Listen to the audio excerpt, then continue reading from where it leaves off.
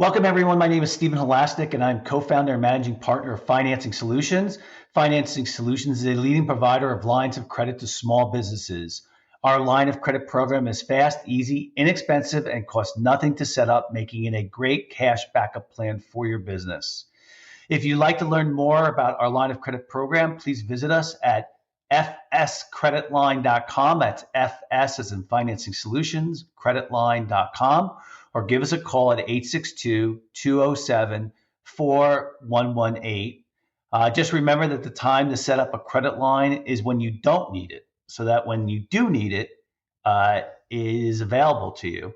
And considering that doesn't cost anything to set up, doesn't cost anything when it's not being used, I would tell you after, and I'm sure Adam, our guests, will tell you after both 20 plus years of experience of building companies for both of us, that having a cash backup plan is a pretty smart thing for a business owner to do. So today I am excited to be speaking with Adam Robinson from Hierology. Adam is co-founder and CEO of Hierology, where he's on a mission to help business leaders succeed by building exceptional teams and workplace culture. He's a nationally recognized keynote speaker, author of The Best Team Wins, Build Your Business Through Predictive Hiring, and a columnist for Inc. magazine. Adam is a three-time finalist for EY Entrepreneur of the Year for 2017, 2018, and 2019. And Adam also has achieved the top 25 HR industry game changer award by Workforce magazine. Under his leadership, Hierology was ranked number 94 on the Inc. 500 list of America's fastest growing private companies in 2016, and has been on the Inc. 5000 list each of the last 5 years. Hierology has twice been recognized nationally as a top 50 best place to work, best workplace by Inc. magazine, and a top hierology culture by Entrepreneur magazine. Adam graduated from the University of Illinois at Urbana-Champaign and received his MBA from DePaul University. He's a member of the YPO, the Young Presidents Organization of Chicago, and the Economic Club of Chicago, and lives with his family in Chicago, Illinois. Adam, welcome to today's Entrepreneur MBA podcast. Thanks for having me. It's good to be here. Yeah, so today's topic, sometimes the topics I get the most excited about are the ones where we get to speak to people who have real life experience in building a company, where they've been through the trenches, they've built the company to a good size. And today's topic is a lot about your company and your experience, but today's topic is lessons you've learned while building your business Hierology to an Inc. 500 fastest growing company. So it's going to be great to hear what you have to say. And I'm sure sometimes it's a retrospective as you thinking about, well, what is it that I've learned over the last 15 plus years? So maybe let's just start off by saying to our guests what Hierology does. Yeah, Hierology is a talent technology platform that helps businesses build their best team. So it's everything you need to be good at the hiring and onboarding side of your business. So from the hosted and templated career sites that help you build a funnel of applicants and put your best foot forward in the market, to SMS-based interaction with candidates, to the full hiring process, much of which we automate, through to reference and background checks, drug screens, automated reference checks, you name it. And then, the tax and document onboarding through to payroll. So it's really everything you need to be good at the people side of your business. Now, when you first got involved in this 15 years ago, how did it kind of come about? Well, I was in a similar category or similar industry business before this. So, when we first met, 15 years ago, the business I was in was a recruitment process outsourcing company. And so companies would hire us to provide recruiting services for them, generally across a multi-location business, as part of their internal team. So they would retain us to be the recruiting infrastructure. And the biggest challenge I had in that business was mean, the RPO business is a business where you need to be able to show your work. And this was right at the birth of software as a service as a business model. So there just weren't a lot of solutions out there that made it really easy for you to just get your customers to log in and look at stuff. Like, that didn't really exist. The AWS wasn't a thing yet. I mean, it was nascent. All of this stuff was just so early. You couldn't just build a platform.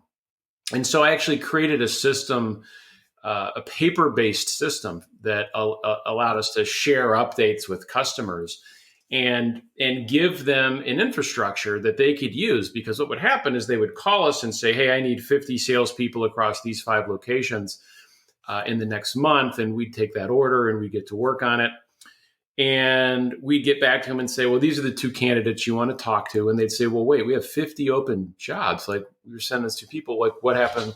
What kind of other work did you do? And it was just really hard to show that work. On the flip side, we could send them 100 people to talk to, and we'd never hear anything back. And we'd call back and say, how was that batch of candidates for you? And, customers would say things like, I haven't called them yet. Well, there's a shelf life here, right? That, you don't talk to them in 72 hours, they're gone. That's just not how the world works. And so I had no way to hold my customers accountable, and I had no system to give them because they follow no process. So I built a system of interview guides and scorecards that, I published in the book, The Best Team Wins in 2017, that, anyone listening here can go to thebestteamwins.com and get all that stuff for free. But essentially a series of PDFs that we gave to our customers. And they almost immediately started asking me if they could buy that system, right? So we would give it to them as a customer. They'd say, well, can we buy this system from you? And I'd say, of course not. This is what makes us unique and special in the market. And no, thank you. Well, then 2008 hit, and everybody in the recruiting industry took a giant torpedo, as they did in 2020. But 2008, I think we lost 70% of our revenue in 90 days. Like, it was a catastrophic downturn for the recruiting industry and in my business in particular. And, so I it took me about 1.5 years to triage that and eventually sell the business once it was stabilized. But I had this system. I knew there was demand for it. And, so I decided to test the market. And so I took these guides. You'll laugh at this because this is like how long I've been around this. I used an Intuit home site product catalog web template with a basic WordPress blog called The Best Team Wins. Better Hiring Today, betterhiringtoday.com, which doesn't exist anymore. And so I started blogging, 10 questions to ask in a telephone interview. And at the end of the blog, I'd say, need a telephone interview? Click this link. Like, pre-Google, AdWords, everywhere kind of stuff. Yeah. Back when you could actually make that work. And people would go to the home site and they'd see the interview guide, and it was $24.95. And I sold $60,000 worth of downloadable PDFs in like 3 months. Wow. And I thought, that's what I said. I was like, you got to be kidding me. And I'd look at the people that downloaded it, and what I saw was happening was managers at large organizations. I mean, we saw email addresses in the purchases from British Airways or, the LA Raiders organization or General Electric. And what would be happening is a manager would have an interview coming in 10 minutes, and they'd be like, my God, what do I ask in an interview? They'd go to Google and they'd search, a blog would come up, and, they download the form because they get no tools from their employer. And, they'd flip the $25 and download the guide. And I'm like, well, wait, okay, well, this is encouraging. And so I put more of these guides up.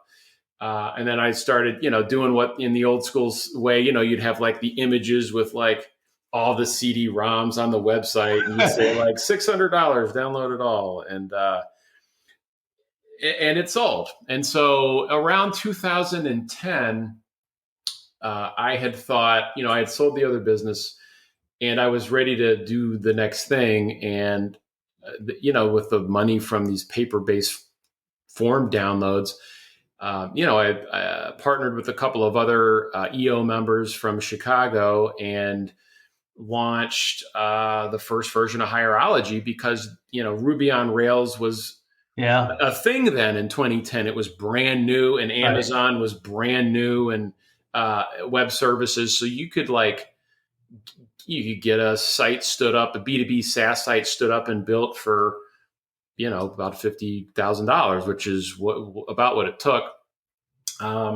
Used Braintree as a billing platform. They were brand new then, and just kind of went at it. And my first product was web-based interview guides with Wow. scorecards, and Wow. that's how I got in the business. And so we launched in 2010. And I'll leave it at that for now. But that's how I got the business Yeah, started.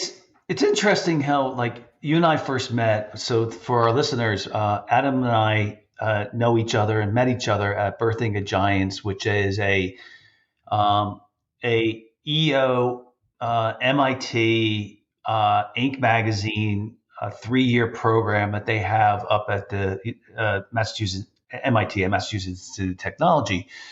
And for 1 week each year, 60 of the fastest growing companies in the United States, loosely that way, or no, in the world, really, Mm. get together for an immersive session of learning. So, so what's interesting is that you were in the recruiting industry. I was in the recruiting industry at the same time. Mm-hmm. And, we had some similar parallels. I had one recruiting company that was high-end technology consultant placements, and then I had another one with it, which was nurse technology consultants. I'm sorry, nurses at hospitals, and but it was interesting because I got caught up in 2008 as well, which was the major recession. But the thing was, which I wanted to bring up, which was with the first company that I had, I was not able to uh, pivot that business. Like I wasn't able to, and this is before 2008, I wasn't able to find what to do with that business because it got to like 6 million in sales, but then then it hit after 9/11, it went to crap, and I was lucky I got out of it quickly, but I couldn't do anything with it. Whereas, I tried to find what else could we do with this business. I couldn't really find anything. And I had the same issue with Healthcare Seeker, which was the second business I had. And that made the Inc. 500 fastest growing companies. And then after 2008 recession, it tanked, right? Whereas and I think we would both agree, what some of it was, I wouldn't say luck, I don't like that word, but you found a way to pivot from what you had learned. And I think that's something that you and I would agree is something that's kind of important that you see in a longer serial entrepreneur life. Would you agree? Yeah, I mean, you don't. I would agree, and I think back to that Birthing a Giants class, and it's a pretty special group of people. I mean, if you remember, Yeah. Kendra Scott was just thinking about starting a jewelry company. Do you remember Yeah. that? I mean, Yeah. like Kendra Scott is, And she's a billion. you I don't know, know. Yeah. big, big. I don't know if her sales are over a billion now, but Yeah, bigger than Jesus, as they say. But yeah. she's everywhere and just starting that company. And Scott Kluth at Coupon Cabin was just getting going, and Oh, so he owns Coupon Cabin. that's his Wow. business. Yeah. Wow. So there was just a lot of really interesting people in that class. That was good times. But to your point about a pivot, I mean, to be clear, my business imploded too. Like it was not a pivot; it was a restart. But the question, I guess, along a journey, if you aspire to a career in entrepreneurship, in my mind, it's about seeing opportunities in the market and markets you understand. Where you have a reasonable expectation of success, even though the risks are very high. The risks are execution risks, not I hope this work risks. Yeah. So, I didn't want to have a product in search of a problem to solve, which is how lots of entrepreneurs fail, in my opinion, right? So I had a product I knew had demand, and I had used it to run a version, kind of a prior version of it, run the business that I had. Yeah. And so I knew it had some value in the market, fairly fairly certain of that. What I didn't have any experience in was building SaaS technology. It was all execution risk. Well, I'll take execution risk all day if I know there's a market opportunity. So like I look for opportunities where I understand the demand and I probably have very little idea of actually how to pull it off. But I figure I can figure out how to pull it off, but I can't make demand appear where there is none. And so, where I think I may have gotten myself into trouble in the RPO business, if I'm being honest with myself, is like I knew, because I'd been in the staffing business before the RPO company. And I thought, I know, outsource recruiting is a phenomenal idea. This model is great. I'm going to start it. Therefore, and I know it really well. Therefore, I'm going to start a company doing this thing I know how to do. But the demand just, I think we made $4 to $5 million of revenue, kind of at the peak, with the small bottom line. The margins were tough. And the demand just the only way to get where I needed to be with it financially was to be really, really big. And because it was a service business, you can't just go out and raise a bunch of money when your business model is, I have to hire people every time I sell something. It's just not scalable like a software business. And I learned that lesson the hard way, very much learned that the hard way. But then I asked myself in that aftermath, like, where's the next problem in the market I want to solve? And I knew the problem was that most companies absolutely suck at running a hiring process. They're just bad at it. And, people are 70% of your cost structure. And like, shouldn't we be better at this? And that's where the inspiration to if you say pivot or restart, reset, is say like, well, I understand the systems required to be really good at this. So let's build a system and turn it back at these markets that I sold into. And that's how it started. But you're absolutely right. Like it wasn't like I woke up and said, I'm going to sell hiring software to car dealerships. Like that is not the bolt of inspiration that happened. Right. So very, very much a process of learning and taking very calculated risks, again, where I know there's demand and I'm not worried about execution because I have the confidence in my ability to build I think and execute. I think one of the things that I always talk about with, whenever I'm writing or sometimes I'm on podcasts too, but it's like as an entrepreneur, as a business owner, I don't really love the word entrepreneur, to be honest with you. It makes it sound special, but it's just a lot of hard work. We're just unemployable. That's yeah. Certainly different. The thing that I kind of say is, one of the things that I've been lucky enough with is to have a runway where, my first company was successful enough where it gave me some good, I built up a good net worth. So, when it was time to move on from that company, I had a plenty of, let's face it, cash to be able to kind of do my next business. And then after that, I had enough time to build my next business. And I think, did you, at the time that you were going from your original RPO business to Hierology, did you have a runway? No. So you just basically really cut your expenses down. You were up against the gun, and and that's not unusual. I think that you hear that more often. Was there ever a point when you said, you know what, if this doesn't work by this point, I'm going to have to go get a job? And so, in fact, that's exactly the moment I decided to sell the company. It's like, we had gone from 5 million to about $1 million of revenue, and I'd gone from 30 people I had done the same thing, down to 6 or 7. And eventually it's like, and I'm in this cycle of like, I believe in the potential and I know it's there and I'm not a quitter and I'm going to grind this thing back. And like, I'm just not going to give up. And I had a conversation with someone, pretty experienced entrepreneur here in Chicago, that I was telling, he was asking these questions about what was going on. And I told him, and he goes,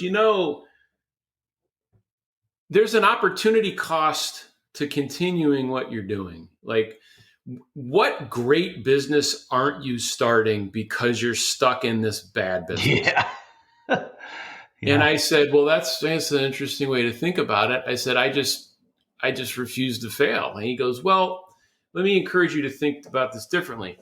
Pick a point in time out in the future, give yourself a year, 6 months, whatever, draw a line in the sand and say, if I'm not over this line in growth or whatever your metric is by this time, I'm going to make the sober choice to move on.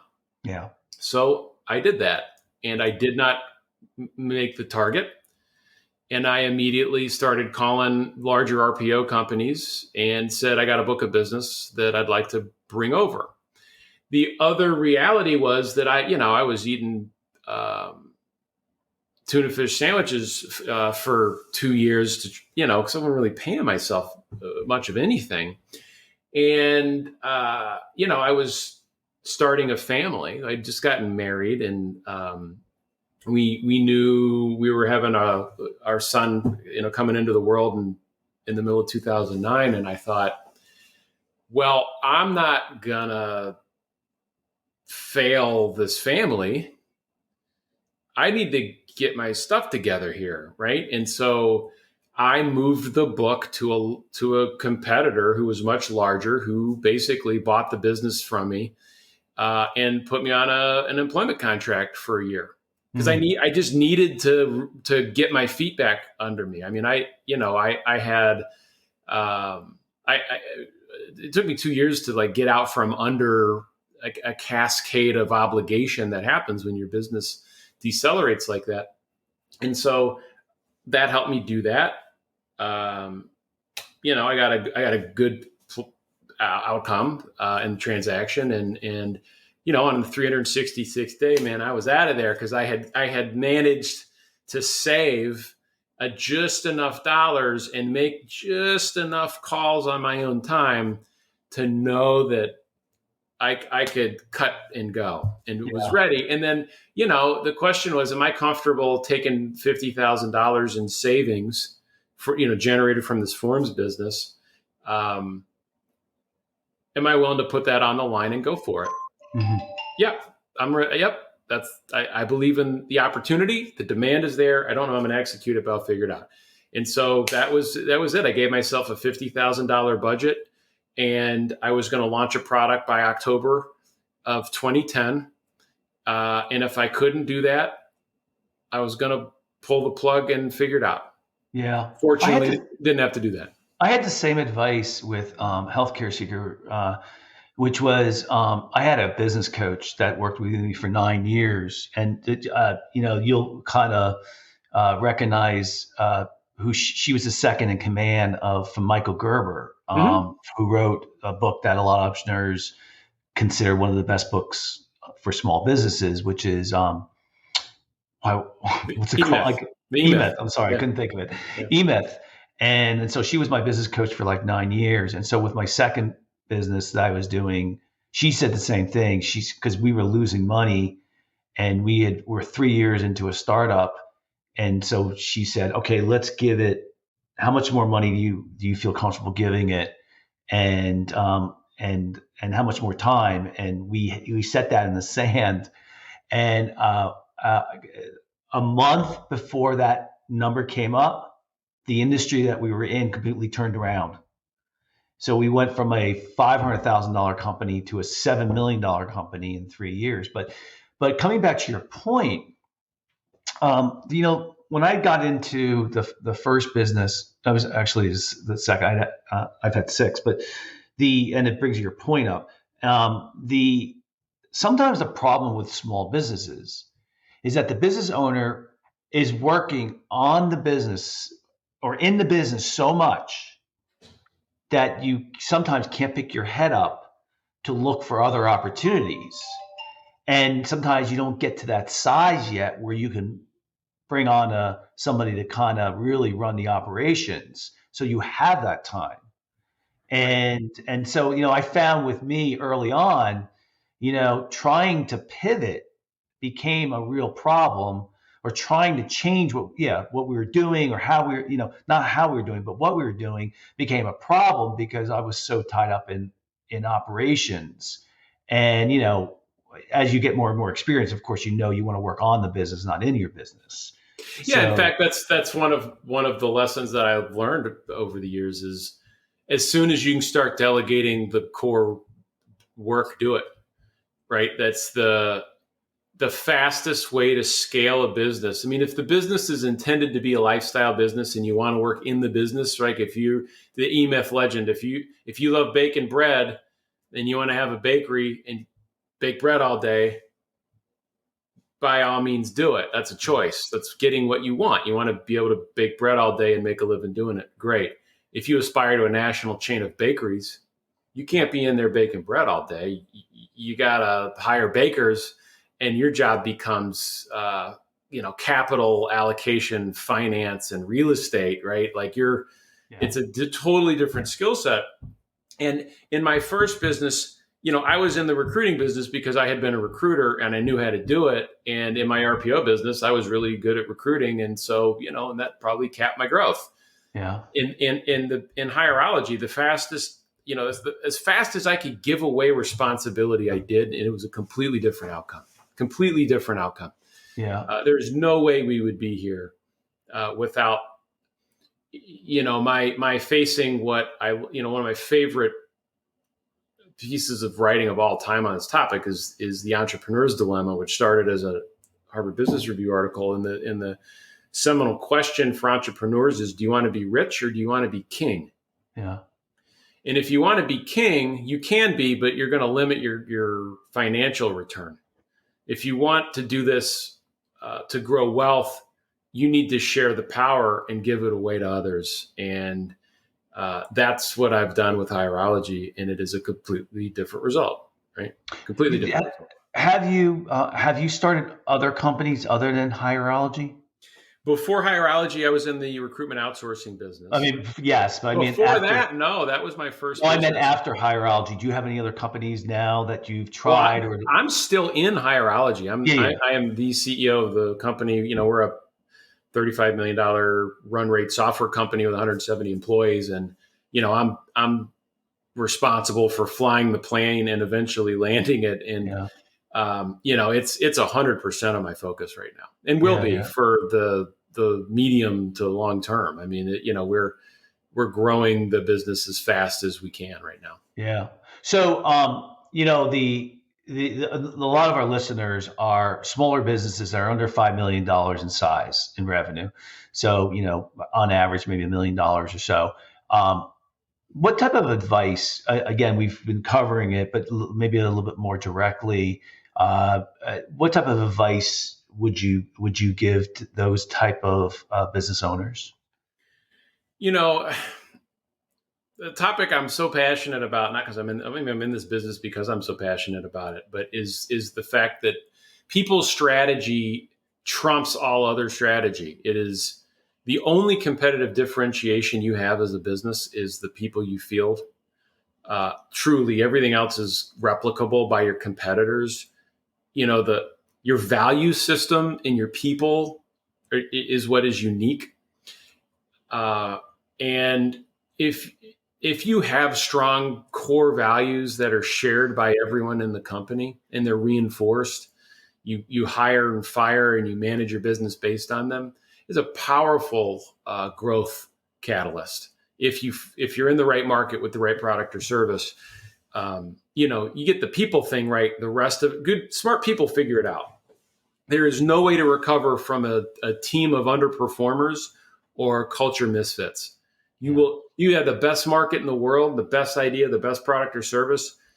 I'll take an A team in a C market over an A market and a C team any day of the week. Your result's going to be better. And what that means is, as the CEO, you've got to spend, 25, 30% of your time on people and culture. And that's forever. Absolutely forever. And so that would be my advice. It doesn't matter what size you are. If you're $1 million business with 5 employees, 6 employees, or a $10 million business with 30 employees, it's all the same concept. It really matters. And in fact, as you start to grow toward 10 and even get past 10, the only way to do that is through delegation in org design. And the only way that that ever works is if the culture is bigger than the founder. It has to get propagated through the new layers of management. And if you're not drilling it from day one, it just doesn't work. And that's when you hear these stories of these businesses that get to a certain size and they just fall apart and there's infighting and it just doesn't click. It's because the culture breaks down. It doesn't scale. If the culture doesn't scale, your business won't scale. Yeah. So to really be maybe just a little bit more direct, and because Frank Reardon was on our podcast. Well, Okay. I know you know Frank well. Yeah. He said the exact same thing you're saying, by the way, and I think it is for people who are very experienced in building companies. I think we all feel that hiring the right people is one of the most important things that you can do to be successful. But let's to be clear, hiring the right people doesn't mean better interviews. I think it means what you're talking about too is understanding what your mission is for the company, understanding what your culture is, understanding what your principles are, understanding what the job role is, and having well-defined measurements for that job role, and then then having good interview techniques to make sure you're getting the right people that fit into that environment. So Yeah, for sure. It's not the cart before the horse, right? It's Yeah, I mean, it's not interview. It's not, I'm talking about interviews. I'm talking about answering the question, what do we stand for? Like, who are we? How do we conduct ourselves as human beings in this business? What do we believe? Regardless of the business we're in. What do we believe in here?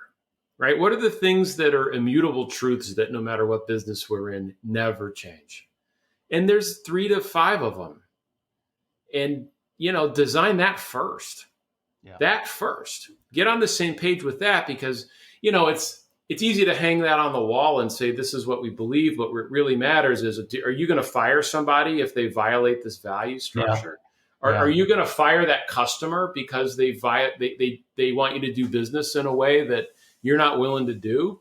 That's where the rubber meets the road. And that's the hard part. But when you do that, it really adds a ton of catalyst to your business. It just, no matter what you're trying to do, a lifestyle business or trying to scale it, getting this right starts with the belief system and knowing what that is, right? Don't assume everyone agrees. It's almost like what you sell, regardless if it's a product or service, becomes secondary to the idea of building the culture. I believe that emphatically. Yeah. Yeah. It's amazing when you get into this, you start a business and it's just, you're so naive. I was so naive about, looking back 30 years back now, it's like, how green we all were, about what it is. And I don't think any school, David Hauser was on my podcast, and David Hauser built about over $100 million company, and he went to school for entrepreneurship, right? And I never asked him this question, but there's this one really good lecture that I saw at an EO event where the guy used the word autodidactic, which means self-taught, that entrepreneurs are self-taught. But I know my business partner, for example, doesn't think that entrepreneurship can be taught. He thinks that you just got to go through the experiences. I know over a period of time, the one thing that I've been better at doing is when I do go into other businesses, I'm much better and more particular about what business I'm going to go into. Your first business, I did the same thing you did. I went into what I knew, and now I'm not afraid to go into other businesses that I don't know anything about, but I make sure, I make sure I know what the gross profit margins are. Yeah. I know more about the industry. I know more about what the problems are and those type of things. Yeah, man, you realize like the business model really matters. And, I mean, the business model at the most simplest form is, how quickly do you turn the market demand into cash? Like Yeah. that's a business model. So, it, and there's really four levers to pull. Like I can control my prices, I can control the cost to deliver, I can control how fast I pay my vendors, and I can control to a certain degree how quickly I get paid, meaning I can control my credit terms and how I price or how I. Wow, I love the way you articulated that. That's a book. So That's like, good.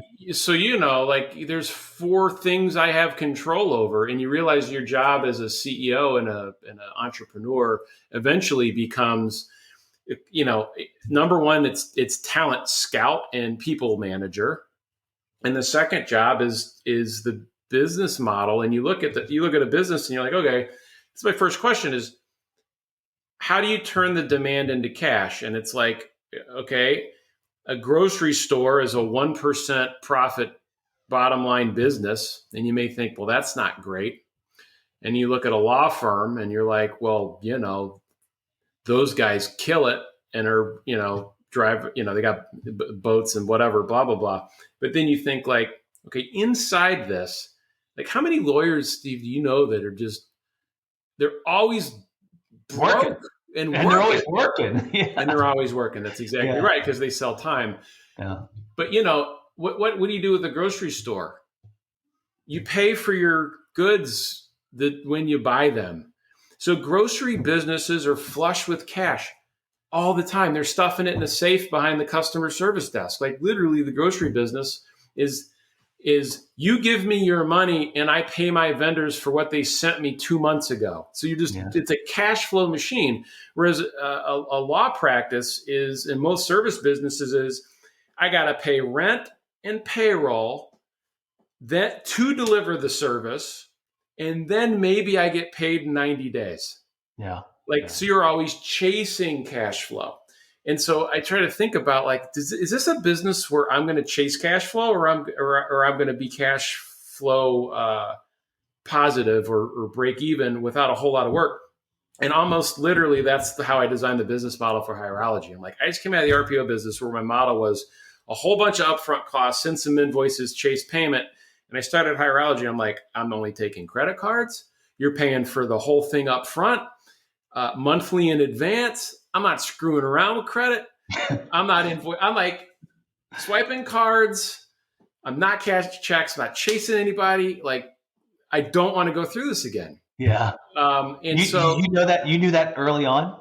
Day one, I'm like, my model is I am never going to chase receivables again in my life. Yeah. I'm not doing it. Yeah. I'm not doing it. So like that, of course we're bigger and we have to do that now, but like it's when you're getting started, just not having to worry about that as much. You think the right business model, and if you're in a service business going, well, I don't know how to do that, that's why people charge retainers or they want upfront payment for things. It's like, I can control what I price. By the way, whatever you do, you're probably undercharging. I can control my costs. By the way, whatever you're doing, there's $1 of expense you can squeeze out of your delivery. And if you have a 10% profit business, $1 is worth 10. So cut those costs. I can pay my vendors later. Like, don't turn them into a bank, but pay at the last minute because cash really matters, and I can control my credit policy, which is like, I'd like the money up front, please. Yeah. So, kind of getting on a different subject, because I think you can learn a lot by, one of the reasons why this is such a good podcast is because you're talking to, you who has, a lot of experience, and you're not reading somebody who, says that's the way it should be done and's never done it. You have the experience. So the question I want to ask you is, you and I are both in our EO forums, which again, EO Entrepreneur Organization. You definitely should be joining it if you are an entrepreneur. And it's 15,000 members throughout the world. You're put in a group of forum I know your forum group's been around for a long time. My forum group's been around for a long time. And I, my question is, it's been fascinating being in an EO group that's been together for 20 years and seeing what happens with our group. Not the group, each individual entrepreneur. But let me ask you this. This is one I'm really curious about. The 60 people that we all became, that we went to Birthing at Giants with. What do you know about how a lot of them did? Was there some commonalities? I don't mean like, yeah, we talked about Kendra Scott getting to be, huge, but what did you see some things that in that 60 group of people that maybe you've stayed in touch with a few that you said, oh, so after 20 years, this is kind of what a lot of them did? I don't mean, Well, yeah, no, it's a great observation. I think it back to that group, like, you named, Frank Reardon, who's another Chicago entrepreneur I've known for a long, long time. Great guy. And Hauser, who built Grasshopper, and all. You know who did really well? Sebastian. He's out in Europe. He was in the event management business. Yeah, right? Well, he's probably not doing that good now, but his company grew like 200 locations. Yeah. So the thing, and then some people got crushed in 2009. Yeah. I think about Mark Russo, who was a home builder, and then we had, I forget the guy's name, who was in like the artificial log for log cabins business. And you and I that got whacked pretty good in that recession, but you look here 15 years later, still here. Yeah. We're still at it. And I guess the thing is that group was not a transient entrepreneurship group. That was not a group of people dipping their toe in the water and hoping it works out. That was a group of people that were like, they're entrepreneurs as a profession, as a calling. And if this one doesn't work, the next one could, and just learning the lessons and grinding. I mean, Kendra was that way. He was coming out of a business and starting a jewelry business. Yeah. It worked out. And I think about everybody that was in that class. I don't know anyone who's not still in the game. Everyone's still in the game doing something. I think there's a couple, but I know JD's business got JW. Business, he was in the prefab stairwell business. Yeah, and he was, he's a Harvard graduate. Pretty highly leveraged, if I remember. Very leveraged, and we don't have the time. Unfortunately, it's an interesting story. He lives in Brazil now, I think. At least he did. And, not so bad. Yeah. But there's a lot of stories, all positive about JW, but anyway. But it was interesting. My EO group has this level of the one thing I just noticed with the Birthing at Giants class that, and I'll give you our listeners this story. We would have guests there that would come in to talk to us. And I think this is important. And people who had to go to the bathroom in our group would run out and run back in because they didn't want to miss what was being taught. And, what you saw in that group was a group of entrepreneurs who wanted to learn every possible thing they could so that they could use it in their business. And to me, that was the biggest difference from anybody else I've ever seen, is the drive to learn, and through books or through people, and because they were going to implement what they learned. And it was an exciting time. Yeah, it certainly was. It was a great group, and the whole to the topic, the lessons learned. You can learn it. I still have my notebooks full of notes, but it's like the old saying, everybody has a plan until they get punched in the face. Yeah. Like the market punches you right in the face. It's what you do after that really matters, and that's instinct. And it's okay to say this isn't for me. You Of know? course it is. It's like, Yeah. I'm out. Like, Yeah. this isn't for me. But it's okay to say this didn't work. I'm going to get back on the horse. It's all good. But Yeah. it is not a class based experience. That is for sure. And then tying it back to my own EO group, and I think maybe you've experienced the same thing yourself. The uh, the 9 guys that continue to be in the group for 15 plus years in my group, it's been fascinating to watch them go on to their next businesses and then go on to their next businesses, even if they sold it, even if they closed it because it was doing terrible, even for whatever reason, they have second and third and 9 lives. Yeah. And so that's the thing that's been fascinating to me. It's like, you know what, you're lucky if your first business makes it, but that's not going to be the norm. Right. That's exactly right. Yeah. So what's next for you? What do you think is the next chapter in your life? I mean, I'm still in the chapter. It's, we are going after a market opportunity that is substantial. We've raised a fair amount of venture capital from some prominent firms to go after that opportunity, and I'm in full on execution mode. So I'm, every day I'm learning Yeah. bigger and more expensive mistakes of, how to scale the software company, and that is. Yeah. I have a great board, and they're teaching me a lot of things that I have yet to experience. And, I'm relying on my experience in a lot of ways to, navigate the opportunity, and I'm having a blast. And Well, so, amazing how humble you have stayed.